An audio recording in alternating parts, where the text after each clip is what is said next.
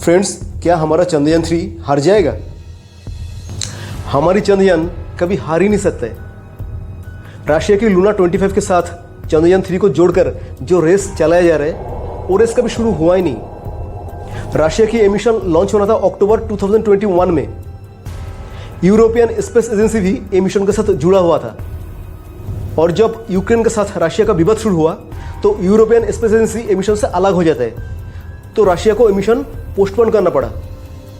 और दूसरी तरफ इसरो भी ये मिशन बहुत पहले ही लॉन्च करता था अगर कोरोना नहीं होता तो। कोरोना की वजह से इसरो का मिशन डिले हुआ। हाँ, ये सवाल आपके मन में आ सकता है, जब चंद्रयान 3 को भेजा गया ठीक उसी वक्त रशिया क्यों लूना 25 को भेजा? एक महीना पहले या एक महीना बाद भेज सकता था। देखिए, एक स्पेस मिशन से पहले बहुत कुछ कैलकुलेशन करना पड़ता है, बहुत सारी चीज़ है जिसे बहुत ध्यान देना पड़ता है। एक तो चंद्रयान जब चाँद पे उतरेगा उस वक्त चाँद पे दिन होना चाहिए। दिन क्यों होना चाहिए? क्योंकि सोलर पावर चाहिए। सोलर पावर नहीं मिलेगा तो जो लैंडर और रोवर में जो सोलर पैनल लगा हुआ है वो चार्ज नहीं कर पाएगा बैटरी को। और दूसरा जो सबसे बड़ी बात है, चाँद पे जहाँ पे चंद्रयान को उतारा जाएगा वो जगह पृथ्वी से सबसे नज़दीक होना चाहिए उस वक्त। ऐसे बहुत सारी बात को ध्यान में रख के ही एक मिशन लॉन्च किया जाता है। तो इसलिए अगर इस वक्त रशिया लूना 25 को नहीं भेजता था तो रशिया को और कुछ महीना वेट करना पड़ता था।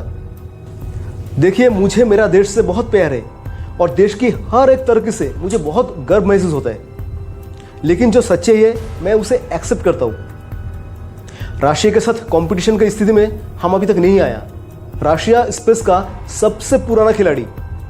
देखिए, 1969 में जब इसरो का गठन हुआ उससे 8 साल पहले 1961 में रशियन एस्ट्रोनॉट यूरी गैगारिन महाकाश घूम के आए थे। लेकिन इसरो इतना कम वक्त में इतना डेवलप किया कि पूरा दुनिया इसरो को सैल्यूट करता है। 1963 में जब हम पहला रॉकेट बनाने की कोशिश कर रहा था, वो रॉकेट का पार्ट्स साइकिल में लाया जाता था। और वो इसरो दुनिया का पहला स्पेस एजेंसी बना जो एक ही बार में मंगल तक पहुंच गया।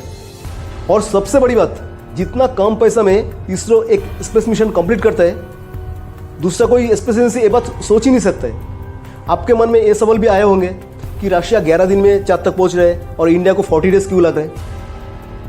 देखिए, रशिया का जो बजट, ये मून मिशन का जो बजट, इंडिया का बजट से डबल से ज़्यादा।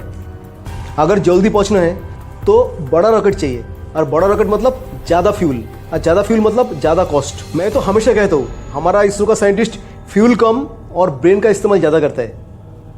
इसलिए फ्रेंड, मायूस होने की कोई बात नहीं है। हमें हमारा साइंटिस्ट के ऊपर गर्व होना चाहिए।